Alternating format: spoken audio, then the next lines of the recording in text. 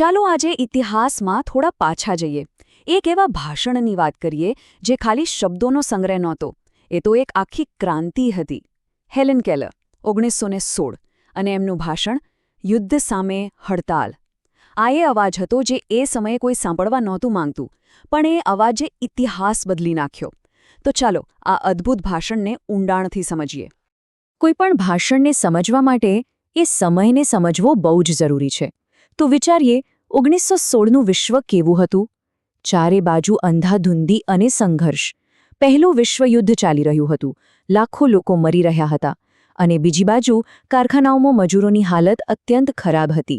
એમને દેશભક્તિનું નામ આપીને સીધા મોતના મોઢામાં એટલે કે યુદ્ધમાં ધકેલવામાં આવી રહ્યા હતા. બસ આવા જ તોફાની માહોલમાં હેલેન કેલરે ન્યૂયોર્કના કાર્નેગી હોલમાંથી પોતાનો અવાજ બુલંદ કર્યો. તો આ ભાષણને આપણે 5 ભાગમાં વહેંચીને સમજીશું. સૌથી પહેલાં કેલરે બોલવાનો પોતાનો હક કેવી રીતે સ્થાપિત કર્યો એ જોઈશું.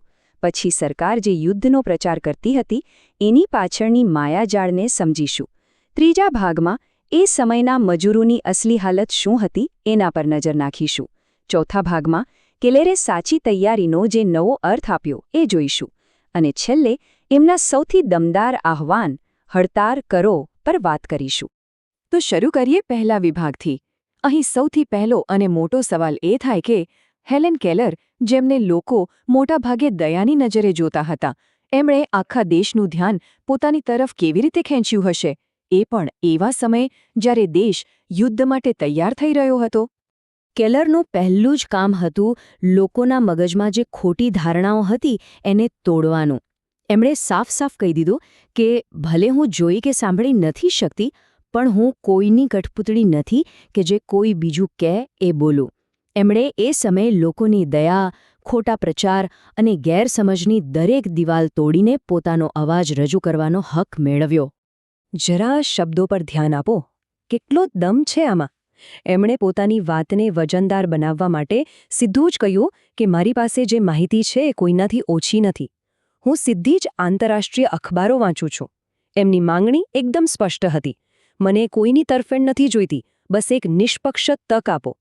આ એક વાક્યથી એમણે સાબિત કરી દીધું કે માત્ર જાણકાર નથી, પણ એક સ્વતંત્ર વિચારક પણ છે. હવે આગળ વધીએ ભાષણના મુખ્ય ભાગ તરફ. આ એ હિસ્સો છે જ્યાં કેલરે સરકારના યુદ્ધ તરફી પ્રચારની પોલ ખોલી નાખી. કેલરે બરાબર ઓળખી લીધું હતું કે સત્તા પર બેઠેલા લોકો કઈ રીતે પ્રચાર કરે છે. એ લોકો બૂમો પાડી રહ્યા હતા, અરે દેશ ખતરામાં છે, ચારે બાજુ દુશ્મનો છે. અને મજૂરોને શું કહેતા હતા? ચૂપચાપ બધું સહન કરો અને દેશના ઝંડા માટે લડવા તૈયાર થઈ જાઓ. આ એક રીતે ભાવનાત્મક જાળ જ હતી. અને અહીંયા જ કેલર એક બહુ મોટો વિરોધાભાસ સામે લાવે છે. જુઓ, સરકાર શું કહે છે કે દુશ્મન તો સરહદની પેલે પાર બેઠો છે, પણ હેલેન કેલર કહે છે ના, મજૂરોનો સાચો દુશ્મન તો બીજે ક્યાંય નહીં, પણ એમના પોતાના જ માલિકો છે. આ દેશભક્તિ તો ખાલી એક દેખાડો છે, એક છળ છે, જેના નામે મજૂરોને લડવા મોકલી દેવાય છે. કોના માટે? એમના માલિકોના ફાયદા માટે. કેલર એને યુદ્ધનો બાળકો જેવો ભ્રમ કહે છે. સત્તાવાળાઓ યુવાનોને ગણવેશ, મેડલ અને બહાદુરીની વાર્તાઓથી લલચાવે છે, પણ હકીકત શું છે? હકીકત છે લાખો યુવાનોના મૃત્યુ, આખી જિંદગી માટેની અપંગતા અને પેઢીઓની મહેનતની બરબાદી.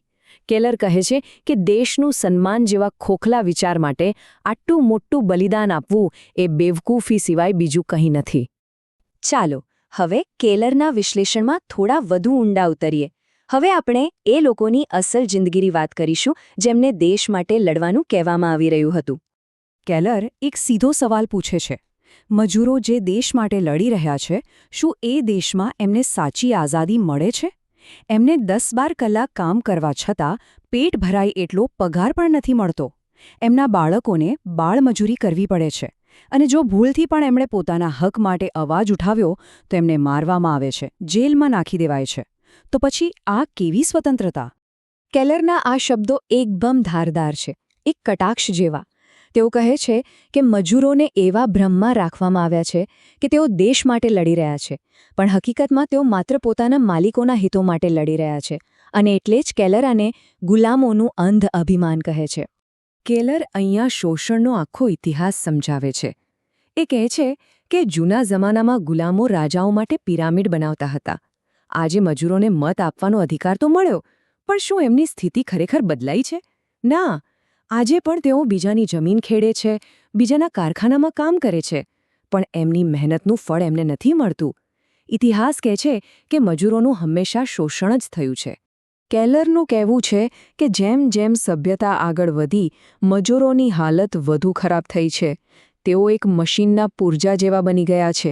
રેલવે, પુલ, મોટી ઇમારતો બનાવવામાં એ પોતાનો જીવ જોખમમાં મૂકે છે, અને એના બદલામાં એમને શું મળે છે? થોડો ઘણો પગાર, ગરીબી અને છેલ્લે યુદ્ધનો બોજ. આ ત્રાજવું એકદમ એકતરફી છે, નહીં? અહીંથી ભાષણ એક નવો વળાંક લે છે. કેલર હવે માત્ર સમસ્યાઓ નથી ગણાવતા, પણ એક સમાધાન પણ આપે છે. તેઓ યુદ્ધ માટેની તૈયારીના આખા વિચારને જ બદલી નાખે છે. કેલરની આ વાત ખરેખર ક્રાંતિકારી છે. એમના મતે દેશની સાચી તાકાત તોપો અને બંદૂકોમાં નથી, પણ એના લોકોની સુખાકારીમાં છે. સાચી તૈયારી એટલે સૈન્ય ભેગું કરવું નહીં, પણ દેશના દરેક નાગરિકને રહેવા માટે સારું ઘર, ખાવા માટે પૂરતું ભોજન અને સારી આરોગ્ય સેવાઓ આપવી.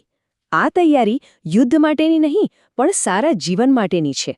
તો કેલરનું ભાષણ ખાલી ટીકા નથી, એ સામાજિક ન્યાય માટે એક માંગપત્ર પણ છે.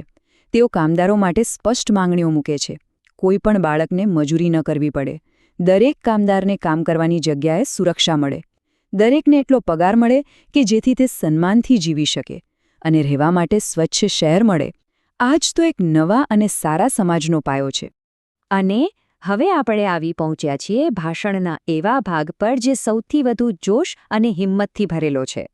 અહીં કેલર કામદારોને એક છેલ્લો અને સ્પષ્ટ આદેશ આપે છે. કેલર કામદારો સામે બે રસ્તા મૂકે છે. એક, વિનાશની સેનામાં જોડાઈને બધું બરબાદ કરી નાખો, અને બીજો, નિર્માણની સેનાના હીરો બનીને એક નવી દુનિયા બનાવો. હવે પસંદગી કામદારોએ કરવાની છે. કેલરનું આહ્વાન એકદમ સીધું અને સ્પષ્ટ છે. તેઓ કહે છે, એ દરેક કાયદા સામે હડતાલ કરો જે શાંતિનો ભંગ કરે છે. યુદ્ધ સામે હડતાલ કરો, હથિયારો બનાવવા સામે હડતાલ કરો, અને એવી દરેક તૈયારી સામે હડતાલ કરો જે દુનિયામાં માત્ર દુઃખ અને મોત લાવે છે. એમનો સંદેશો બહુ સરળ છે. જો કામદારો કામ કરવાનું જ બંધ કરી દે તો યુદ્ધ લડાશે કેવી રીતે? અને અંતે એમના ભાષણની સૌથી ધારદાર, સૌથી શક્તિશાળી લાઈન, વિનાશની સેનામાં મૂંગા, આજ્ઞાંકિત ગુલામ ન બનો, નિર્માણની સેનાના નાયક બનો. આ ખાલી એક વાક્ય નથી, આ એક સવાલ છે જે 100 વર્ષ પછી પણ એટલો જ સાચો લાગે છે. આ એક એવું આહ્વાન છે જે આપણને પૂછે છે કે આપણે શું બનવું છે? વિનાશના સાધન કે પછી નિર્માણના નાયક? બસ આ જ સવાલ સાથે આપણે અહીં અટકીએ છીએ.